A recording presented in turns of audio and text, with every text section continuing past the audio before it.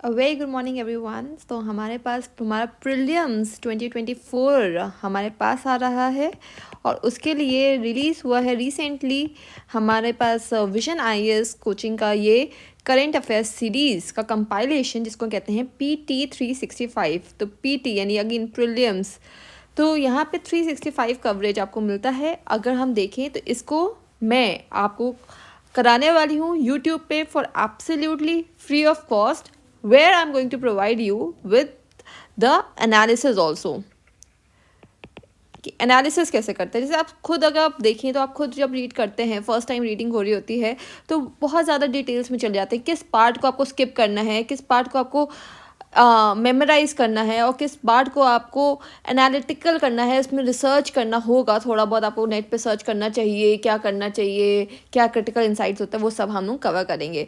तो ये एक अच्छा बुकलेट है, बहुत अच्छा है। तो अगेन न्यू पार्लियामेंट का बिल्डिंग का फोटो, मैपिंग, अगेन आप इस कवरेज को देखिए, इस कवर पेज को देखिए।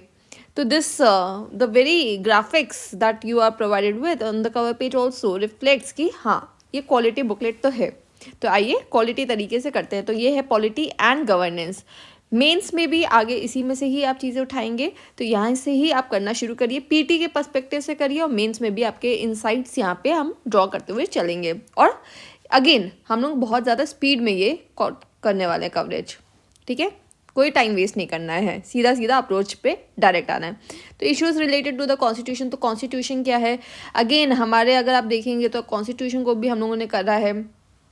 जैसे हम लोग जब करते हैं तो कैसे कॉन्स्टिट्यूशन बेसिक्स का बुक से, यानी कि again law of the land को हम डायरेक्ट कैसे रेफरेंस देते हैं वो सब हम करेंगे। तो इसमें सारे हैं functions of parliament, state legislature, local government. तो लोकल गवर्नमेंट से हमेशा क्वेश्चन आ रहे हैं, पार्लियामेंट से क्वेश्चन आते हैं, तो वो सब टॉपिक्स हो गए। सेंटर स्टेट रिलेशंस, जुडिशरी, ये सब चीज़ें, मतलब अगेन एक तरह से अच्छा आपको बुकलेट मिला हुआ है। तो इस तरह से कंपाइलेशन, इससे आपका करंट अफेयर्स जो भी टॉपिक्स आपका छूटा भी होगा वो भी हो जाएगा। सो let's come to the topic itself without any further delay.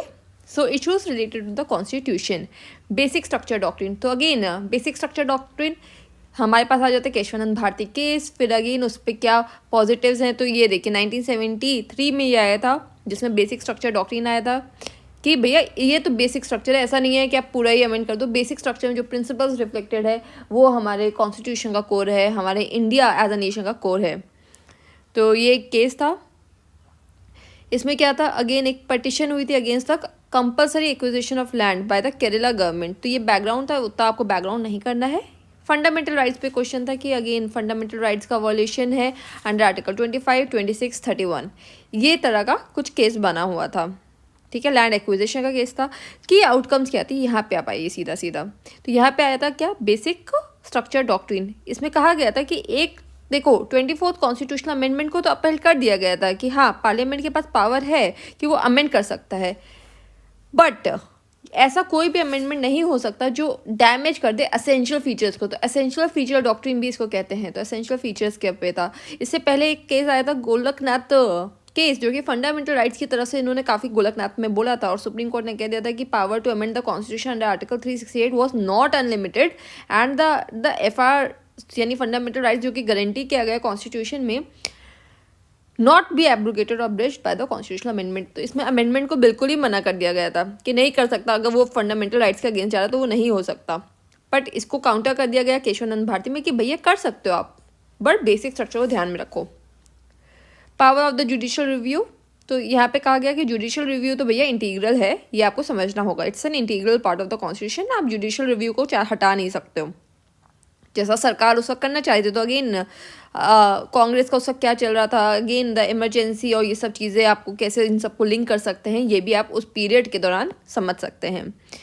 Other judgements तो ऐसी held 25th and 29th constitutional amendment except for the parts जिसमें जुडिशियल रिव्यू को कर्टेल किया था, क्योंकि judicial review is an integral part of the constitution. तो ये हमारा आ जाता है। इसको हम बेसिक स्ट्रक्चर को वो नहीं कर सकते, हटा नहीं सकते हैं। तो अगेन कहीं ना कहीं पार्लियामेंट की पावर को चेक किया जाता है। ये आगे मेंस के पॉइंटर हो गए, ठीक है। एक तरह से जुडिशियल अप्रोच भी हमको समझ में आ गया। तो इस तरह के words, judiciary's approach to constitutional interpretation, ये अच्छे वर्ड्स हैं, तो आपको ये कर सकता है। तो कॉन्स्टिट्यूशन लॉ या हमारे कॉन्स्टिट्यूशनल फादर्स जो थे उनका जो एक तरह से इंसाइट था उसको कहीं ना कहीं इंटैक्ट रखा गया है। तो it has actually safeguarded the very essence of constitutional makers this particular judgment.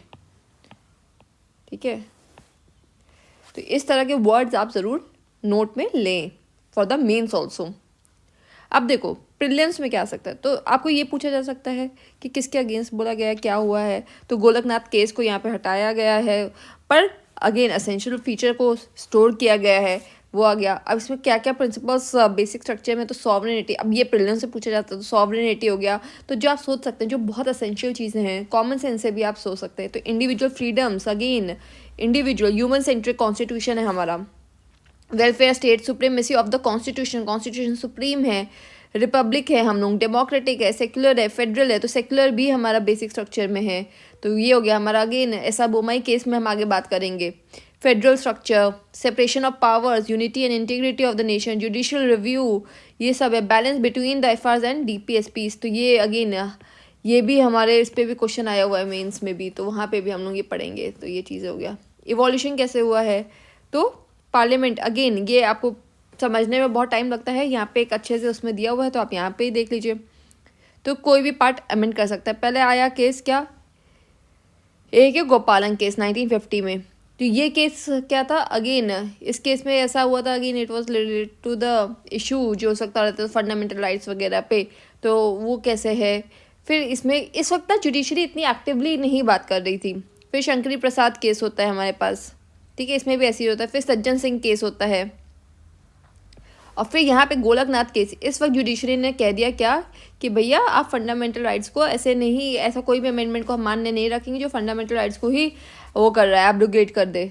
ठीक है, तो इस तरह की बात हुई। फिर 1971 में इसके अगेंस्ट क्या आया, तो जो गवर्नमेंट थी, सरकार को तो ये बात अच्छी नहीं लगी, तो वो ले आई क्या, 24th कॉन्स्टिट्यूशनल अमेंडमेंट एक्ट। और इसमें क्या कहा गया, कॉन्स्टिट्यूशनल अमेंडमेंट इज नॉट, इसमें क्या कहा था, it is not a law under Article 13, so Parliament can amend it. Okay,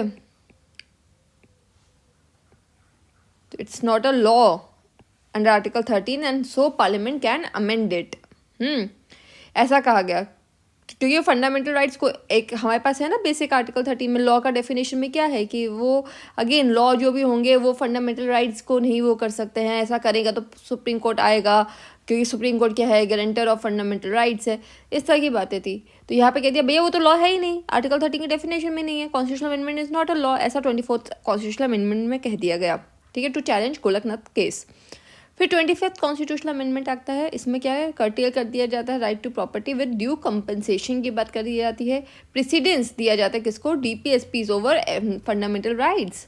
तो अगेन स्टेट अपने आप को सुप्रीम यहाँ पे थोड़ा बताती है। Took away scope of judicial review भी खत्म कर दिया गया था, जो कि 39B और 39C में था। ठीक है, फिर 1973 में क्या हो जाता है, केशवानंद भारती केस होता है इन सब चीज़ों के बाद। ठीक है, और 1971 में यही फंडामेंटल राइट्स को एक तरह से लिमिट कर दिया गया था। इसके बाद क्या होता है, फिर हमारे पास केशवानंद भारती केस हो जाता है, और इसमें बेसिक स्ट्रक्चर को कह दिया जाता है कि आप ऐसी चीज़ें नहीं कर सकते, जुडिशियल रिव्यू बेसिक है, आप उसको नहीं हटा सकते। ठीक है, 24th अमेंडमेंट को हम अपहेल्ड करते हैं, बट आप कोई भी ऐसा अमेंडमेंट नहीं ला सकते हैं जो फंडामेंटल राइट्स को या कोई भी एसेंशियल फीचर्स हो गए, जैसे सुप्रीमेसी ऑफ द कॉन्स्टिट्यूशन एक एसेंशियल फीचर, इसको ही खत्म करने की बात करेंगे तो ऐसा नहीं हो सकता। तो यहाँ पे ये बात हुई है, तो आपको हल्का सा आइडिया होना चाहिए तो कि 24th में क्या हुआ, फिर 25th में क्या हुआ। ठीक है, इस तरह से अमेंडमेंट में क्या हुआ, ये सब आपको पता होना चाहिए। तो यहाँ पे हमारा ये टॉपिक खत्म है। इतना ही बस आपको टाइम देना है एक टॉपिक पे, इससे ज़्यादा नहीं। ये बल्कि हमने डिटेल में किया है क्योंकि ये इंपॉर्टेंट टॉपिक बन जाता है। इंडिपेंडेंस ऑफ डिस्ट्रिक्ट जुडिशरी, तो डिस्ट्रिक्ट जुडिशरी पे यहाँ पे पॉइंटर है। डिस्ट्रिक्ट जुडिशरी क्या क्या है, तो supreme court in the all India जजेस association versus union of India case stated that the district judiciary independence part of the basic structure. अब ये क्वेश्चन आ जाएगा भैया ये बेसिक स्ट्रक्चर है, जुडिशरी मतलब बेसिक स्ट्रक्चर में आ रहा है उसका इंडिपेंडेंस। ठीक है, integration in terms of pay, pension and other service between district judiciary, high court, मतलब कि ये सब जजमेंट में बोला गया था। Separation of power, unified judiciary है, ये सब बातें बोली गई हैं, तो इसमें ज़्यादा डिटेल में नहीं जाना है। डिस्ट्रिक्ट जुडिशरी होता क्या है, तो डिस्ट्रिक्ट जज जो है वो अगेन डिस्ट्रिक्ट में हाईएस्ट अथॉरिटी होता है जुडिशियल में। अगर हम देखें इनका सब कुछ organisation structure nomenclature of subordinate judicial laid down by states. तो कौन, ये इंपॉर्टेंट हो गया, कौन लेड डाउन कर रहा है, तो अगेन इनका ऑर्गेनाइजेशनल स्ट्रक्चर कैसे होगा एक डिस्ट्रिक्ट कोर्ट का, ये सब जो है ये स्टेट्स ले डाउन करती है। They differ slightly from state to state, ठीक है। Appointment, posting and promotion of district जजेस कौन करता है, तो जजेस का अगर अपॉइंटमेंट देखें तो ये कौन करता है, तो गवर्नर करता है of the state in consultation with the high court, तो हाई कोर्ट के कंसल्टेशन में करता है। ये 2 पॉइंट्स आपको करना समझना चाहिए। और लोअर जुडिशरी होती है क्या है, तो डिस्ट्रिक्ट एंड सेशन जज होते हैं। डिस्ट्रिक्ट वाला जो होता है वो सिविल साइड की तरफ होता है, उसके नीचे सबऑर्डिनेट जजेस कोर्ट आता है, उसके नीचे मुंसिफ कोर्ट आता है। वहीं पे क्रिमिनल साइड की अगर बात करें तो मजिस्ट्रेट्स कोर्ट आता है, जुडिशियल मजिस्ट्रेट्स कोर्ट आता है। तो ये आपको पता होना चाहिए किस तरह से बाइफर्केशन होता है। ऑर्गेनाइजेशनल स्ट्रक्चर कौन करता है, जो स्टेट करती है। अपॉइंटमेंट जजेस का कैसे होता है, तो governor in consultation with the high court. Okay, next है abrogation of article 370 of the constitution. तो अगेन जम्मू कश्मीर का जो स्पेशल स्टेटस था उसका एब्रोगेशन हुआ था, ये सब आपको पता ही है। A constitution bench recently upheld the validity, तो सुप्रीम कोर्ट में जो चैलेंज किया गया था उसमें कह दिया गया नहीं, ये जो गवर्नमेंट ने किया है ये डिसीजन, इसको अपहोल्ड कर दिया गया है। तो अब आपको जब आपका पेपर होगा मेंस में अगर इस पर क्वेश्चन आता है तो आपको अब ये वाला रैशनल, इस साइड का रैशनल लेना होगा। दैट इज अगेन जो सुप्रीम कोर्ट कह रहा है और गवर्नमेंट का क्या पर्सपेक्टिव है वो, उस पर भी आपके कमांड होनी चाहिए, ठीक है। तो ये ऑर्डर से आया था एंड इसके बाद क्या था, पार्लियामेंट ने इनैक्ट कर दिया, रीऑर्गेनाइज कर दिया, which bifurcated the states into 2 union territories. एक हो गया क्या हमारा ये और लद्दाख, तो दैट्स देयर। ओके, तो इसको चैलेंज किया गया, अपहोल्ड कर दिया गया है सुप्रीम कोर्ट के द्वारा। ये तो हमने पढ़ ही लिया है, क्योंकि डिमांड क्या दिया गया है कि सुप्रीम कोर्ट ने क्या वो मतलब रैशनल दिया है। Supreme Court held that Jammu and Kashmir did not retain any element of sovereignty after it acceded to India in 1947। कि भैया आपकी किस बात का मतलब आपको स्पेशल स्टेटस और अलग से ये पूरा दे दे, आप इंडिया के ही पार्ट हैं, you are an integral part of India. So you having that separate element of sovereignty is not something that is possible now। और कहा है कि आर्टिकल, देखो ये मेंस में क्वेश्चन आया हुआ है कि क्या ये टेम्परेरी है कि परमानेंट है, तो सुप्रीम कोर्ट ने अब कह दिया है और यही फाइनल जजमेंट है कि ये टेम्परेरी और ट्रांजिशनल प्रोविजन था, जो कि अब हमने हटा दिया है क्योंकि it's temporary. The court held that a UT can be carved out of state, हो तो है ही। Parliament may by law form a new state by separation of territory from any state or by uniting 2 or more states or parts of states or by unite, मतलब वो तो है ही, हमारे पास है ही, पार्लियामेंट कर सकता है। तो यहाँ पे पता है हमें पार्लियामेंट बाय लॉ, तो ये हमारा आर्टिकल 3 में the word state as used in article 3A includes a union territory, तो ये भी है। तो स्टेट के अंदर जो डेफिनेशन है स्टेट की, उसके अंदर क्या आता है, इंक्लूड्स यूनियन टेरिटरी ऑल्सो। तो ये पूछा जा सकता है, इस तरह का क्वेश्चन आ सकता है कि क्या आर्टिकल 3 में the word that state has been used, क्या उसके अंदर यूनियन टेरिटरी भी है, तो यूनियन टेरिटरी है। रिलाइंग ऑन द, जैसे मैंने अभी बोला SR Bommai case, Supreme Court ने कहा कि action of the president during the state emergency were open to judicial scrutiny. अगर इमरजेंसी है तो हाँ वो स्क्रूटिनी के अंदर आता है, ये आपको पता होना चाहिए। ओके, आर्टिकल 370 हिस्टोरिकल कंटेक्स्ट क्या है, तो आपको पता ही है इंस्ट्रूमेंट ऑफ एक्सेशन था, महाराजा हरी सिंह थे जो कि लास्ट रूलर थे जम्मू कश्मीर ने, उन्होंने एक साइन किया कि हाँ हम एक्सीड करते हैं to the dominion of India. Temporary provision के तहत में 370 लाया गया था, जो कि पार्ट 21 में था, title temporary and transitional provisions, ठीक है। आर्टिकल 370 इसमें जैसे डिफेंस के except defence, foreign affairs, finance and communication, parliament जो था उसको कांग्रेस स्टेट गवर्नमेंट के हिसाब से काम करना था, मतलब इस पे तो पार्लियामेंट सुप्रीम था पर बाकी चीज़ में हम स्टेट के हिसाब से करते थे, इसलिए वही स्पेशल प्रोविजन का था। आर्टिकल 35A था उसी के, इसमें it's stemmed out of article 370 जिसमें स्पेशल राइट्स दिया गया था, ठीक है, जम्मू एंड कश्मीर को। और यहाँ पे जो हमने आर्टिकल 3 की बात करी है स्टेट का, तो वो देखो ये क्या है, to form new states and alter the areas boundaries of the name of the existing states, okay, shall be introduced in either house of the parliament on the recommendation of the parliaments. If the bill affects the area boundaries or the name of the state, the president must refer the bill to the state legislature।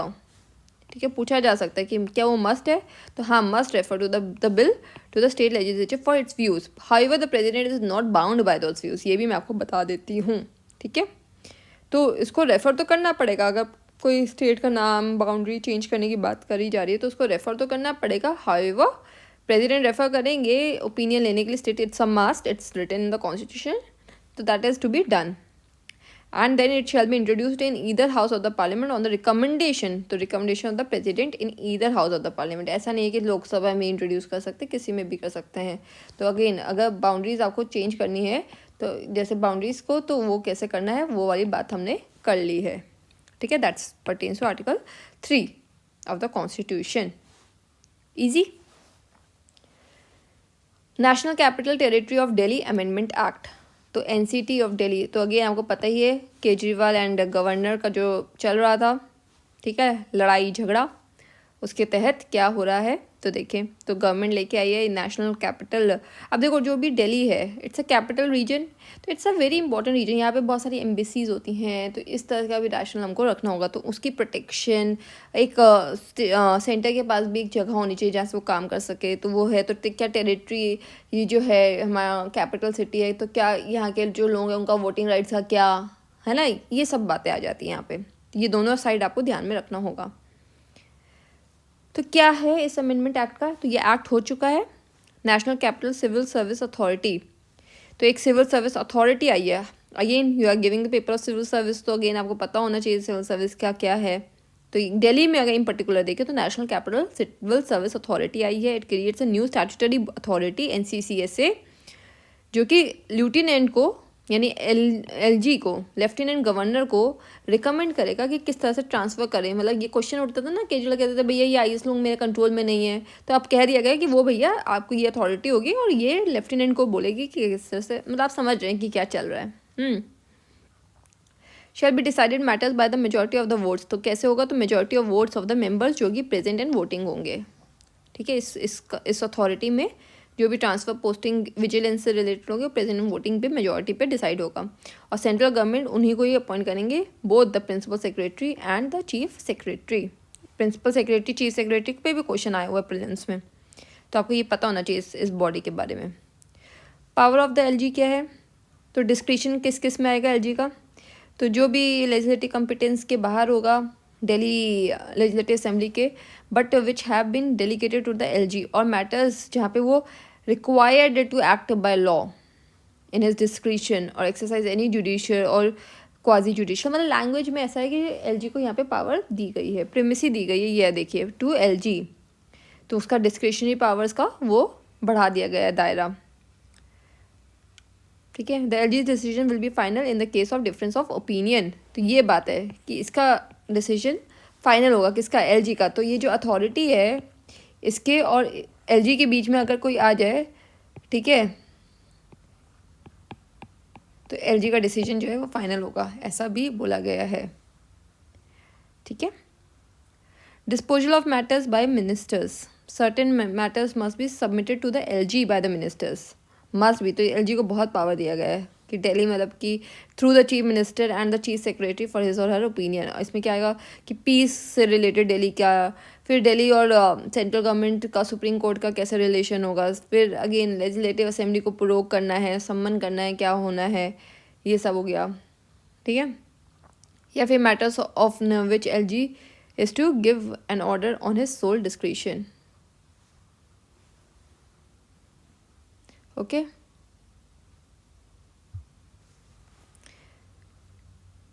Next is the governance model of Delhi NCT.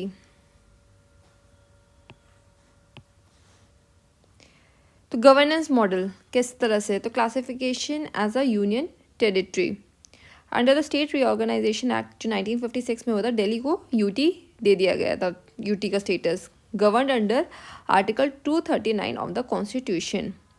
It states that UTs are directly governed by the president or an administrator. ठीक है, तो article 239 में दिल्ली को UT का status दे दिया गया था under state reorganisation act 1956, और कहा गया था कि UT जो है वो डायरेक्टली गवर्न होगी बाय द प्रेसिडेंट और एन एडमिनिस्ट्रेटर, जो कि प्रेसिडेंट अपॉइंट करेगा. ठीक है, तो UT का स्टेटस तो मिला हुआ है.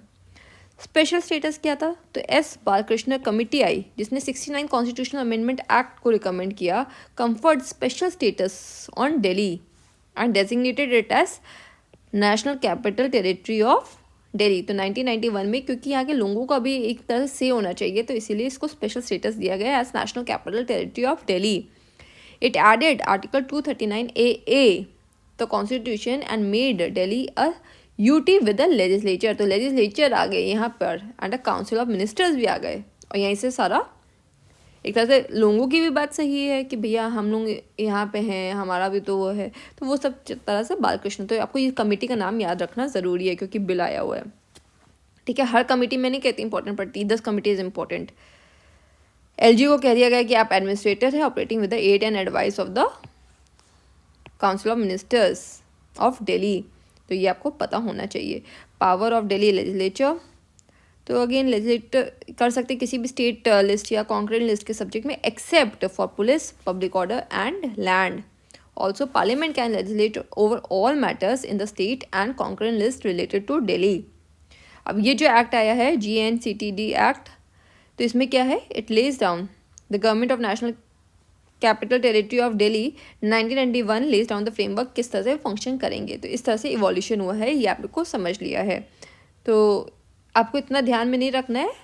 ये देखो, ये मैं नहीं कह रही, इसमें 69th कॉन्स्टिट्यूशनल अमेंडमेंट एक्ट जो है वो इम्पॉर्टेंट है, एंड GNCTD एक्ट 1991 इम्पॉर्टेंट है, ठीक है, जिसमें दिल्ली का स्टेटस को क्या कर दिया गया था, दिल्ली को क्या कर दिया गया था, तो again the idea of national capital territory of Delhi, तो वो चीज़ इंपॉर्टेंट हो जाता है। और इसी को अमेंड कर दिया गया और इसमें LG को सुप्रीम पावर, डिस्क्रिशनरी पावर्स दे दी गई है, प्लस वो जो सिविल सर्विसेज के लिए जो अथॉरिटी बनाई गई है वो भी आपको पता होगा, ठीक है, कि कैसे अपॉइंटमेंट, पोस्टिंग, ये सब करना है।